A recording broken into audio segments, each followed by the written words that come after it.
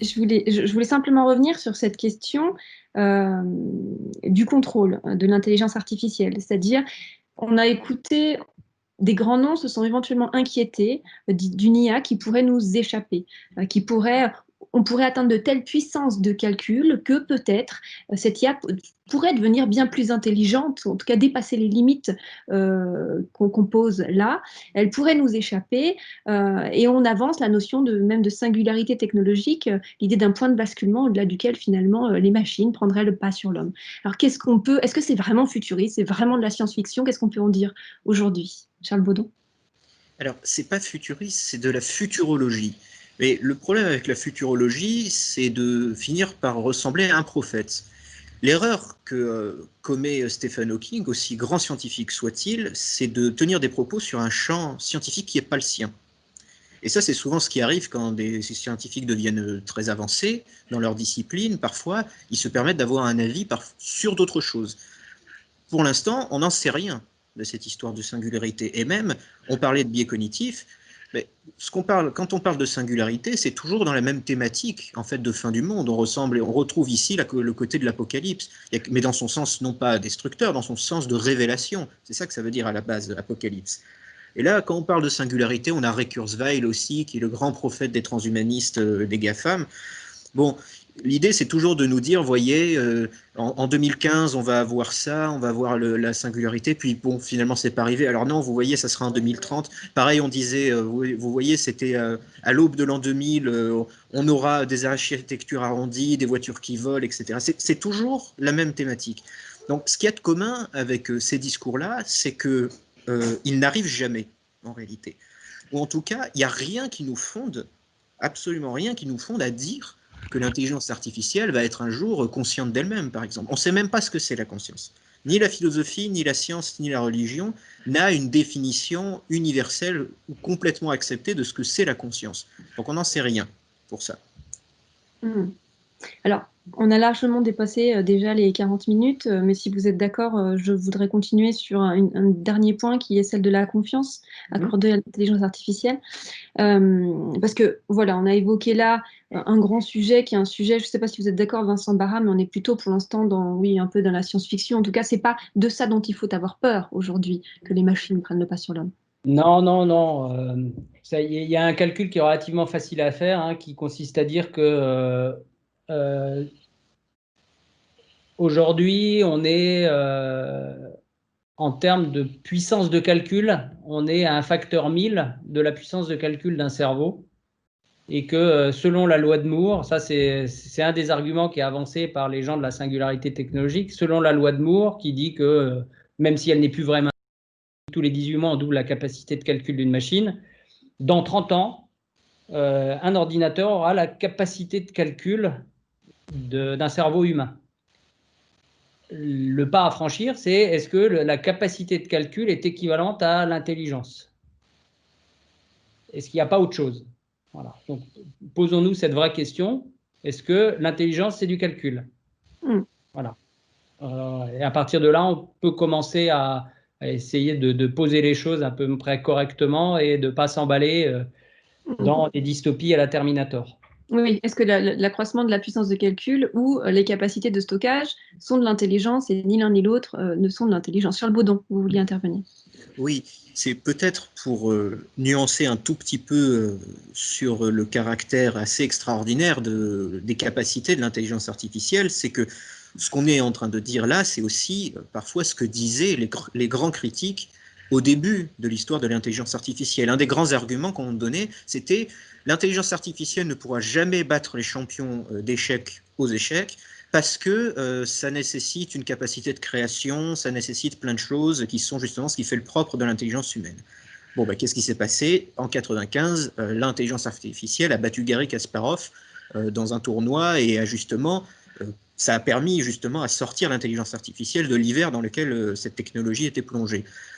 Donc là, on rejoint un peu ce que disait Vincent Barra, c'est essayer de savoir si finalement, appliqué au jeu d'échecs, est-ce que c'était vraiment la créativité qui caractérisait la puissance aux jeux d'échecs? C'était manifestement plutôt la capacité de calcul. Et la preuve en a suivi qu'après, je ne sais plus, 2016, je crois, AlphaGo a battu le champion de Go, Isidol, au jeu de Go, qui implique encore plus de combinaisons. Donc, néanmoins, malgré les rêves assez prométhéens que peuvent avoir les transhumanistes en tout genre ou les enthousiastes de l'intelligence artificielle, on ne peut pas leur dénier quand même que l'intelligence artificielle réalise des prouesses aujourd'hui et dans des domaines qu'on n'aurait pas imaginés. Quand même, la détection d'émotions, par exemple, est assez spectaculaire. On est quand même saisi par ça. On est quand même saisi par sa capacité à dialoguer avec les gens, la reconnaissance d'images aussi, même s'il y a tous ces biais-là. Ça n'empêche rien. Regardez les voitures autonomes dont on nous promet l'avènement prochain. Bon, ça va quand même changer quelque chose de manière assez radicale dans notre vie. Je parlais tout à l'heure des voitures volantes. On les a pas encore aujourd'hui, mais on nous promet quand même des voitures qui se conduiront toutes seules.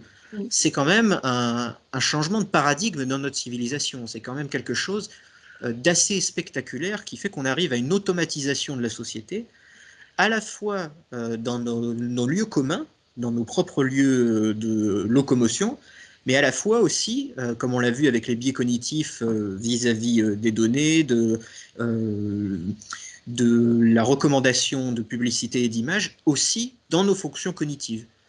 Il y a une automatisation générale qui est en train de prendre place. Oui, justement, il faut beaucoup de vigilance, peut-être aujourd'hui, encore plus de vigilance. Vous avez évoqué la voiture autonome. Moi, je crois que le bus autonome, même, c'est déjà là. Hein. Vous dites bientôt ce sera la voiture autonome, je crois qu'on y est presque déjà. Donc, voiture autonome, drone, arme autonome, etc. Là, on peut vraiment se poser la question, est-ce qu'ils doivent décider à notre place? Ou est-ce qu'il faut leur donner, oui, des règles morales, Vincent Barra?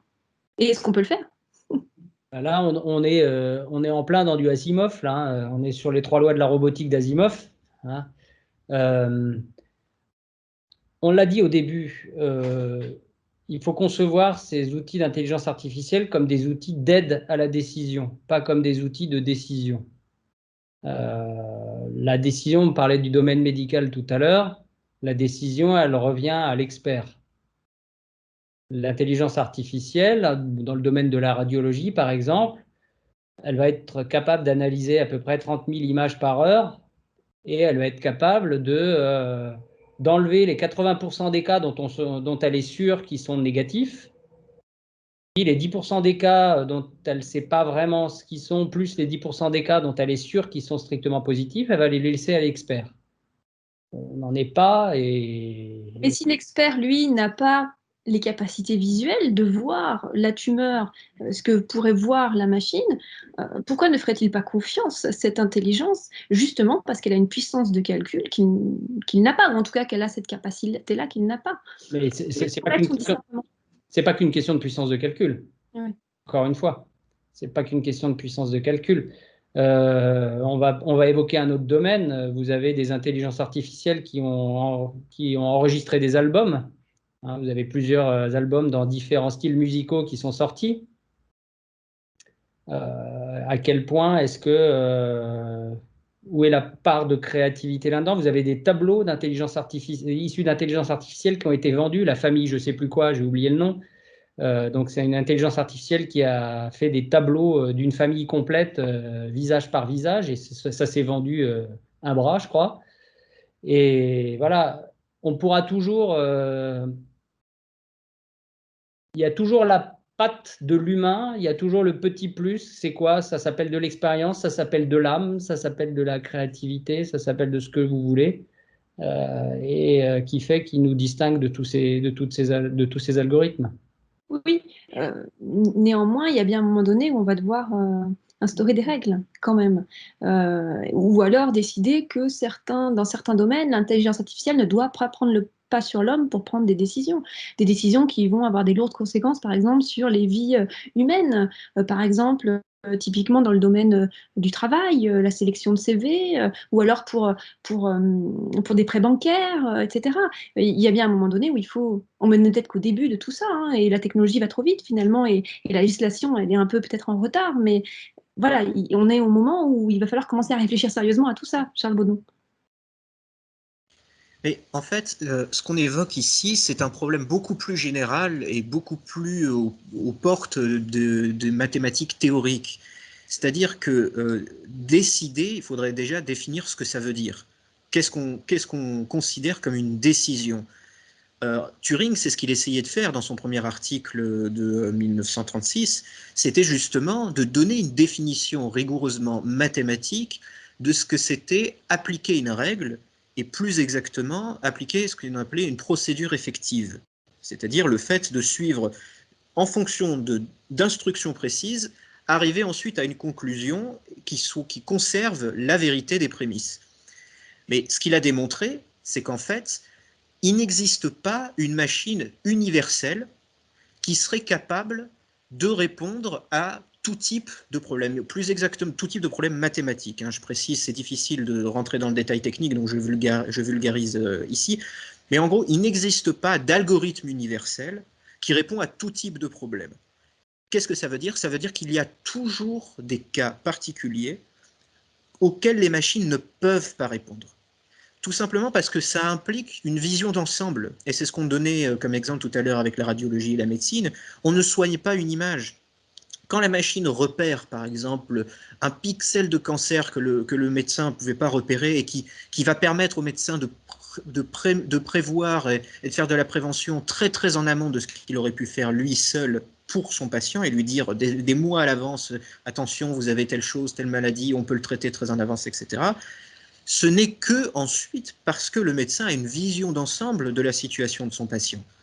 La machine ne pourra comprendre, en fait la machine ne comprend rien, ça c'est bien quelque chose qu'il faut garder à l'esprit. Une machine, ça ne comprend rien, vous n'avez rien de plus, j'allais dire bête, mais ça serait donc implicitement lui donner une forme d'intelligence. La machine n'a pas de forme d'intelligence, c'est ça qui est paradoxal. Il y a un accord paradoxal même juste dans le nom d'intelligence artificielle, parce que il n'y a pas d'intelligence qui ne soit pas naturelle, en fait. Ça ne veut rien dire. Je ne vois pas ce qui serait intelligent et qui serait inanimé. Donc, on a appelé intelligence artificielle quelque chose qui n'est pas intelligent, quelque chose qui n'a pas de faculté de compréhension.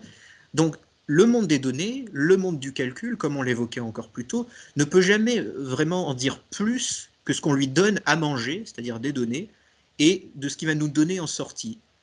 Donc, ce qu'il faut toujours garder à l'esprit, voilà, c'est que la machine ne décide pas. Ce n'est pas une forme de vie qu'elle est capable d'appliquer par elle-même. Ça, c'est en revanche ce que nous faisons. Donc, quand vous évoquiez tout à l'heure, est-ce qu'il faut donner une morale à la machine? Non, la machine n'a pas à suivre de morale. D'ailleurs, ça n'aurait pas de sens de parler d'éthique artificielle. Le nom serait déjà un aveu d'échec. En revanche, ce qu'on peut faire, c'est une éthique de l'artificiel, une éthique de l'usage des outils artificiels, de l'intelligence artificielle, et en fait des objets techniques aujourd'hui dans lesquels nous sommes plongés de plus en plus. Faire proprement ce qu'on appelle une technologie. La technologie, ce n'est pas simplement le monde technique tel qu'il se présente à nous, c'est vraiment tenir un discours sur la technique. Et c'est ça qui nous manque cruellement aujourd'hui. Je pense qu'on peut peut-être conclure maintenant parce que de toute façon, on ne peut pas. Le sujet est très vaste et on ne pourra pas parler de tout. Donc peut-être qu'on peut conclure. Qu'est-ce que vous avez envie de dire à l'issue de cette petite conférence?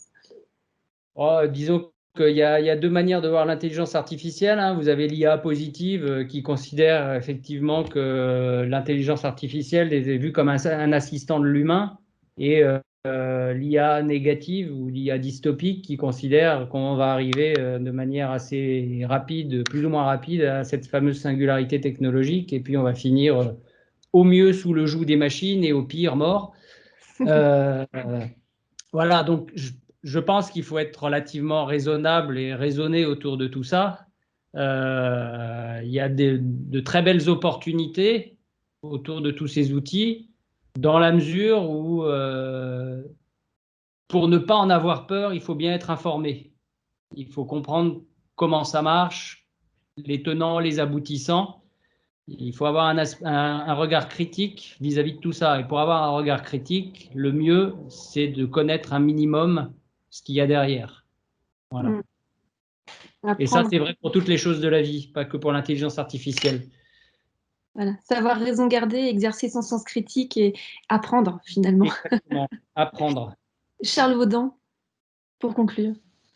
Pour conclure, je dirais qu'il faut bien garder à l'esprit que l'intelligence artificielle est quand même une véritable révolution dans nos rapports au monde, les rapports que nous entretenons également, et qu'il faut pas se laisser emporter par une dépréciation de la technique et de la technologie en général. Ça peut paraître un monde froid, un monde terrifiant même, d'une certaine façon, mais pourtant, c'est en gardant une certaine rêverie vis-à-vis de ça qu'on va être capable de faire des choses justement assez merveilleuses à ces machines-là. Si, comme à l'origine, elles ont été pensées pour nous imiter, justement, tâchons de leur donner un bon exemple et un exemple optimiste. Merci à tous les deux pour cette conférence qui, je l'espère, va susciter beaucoup de réflexions chez nos jeunes auditeurs. Merci.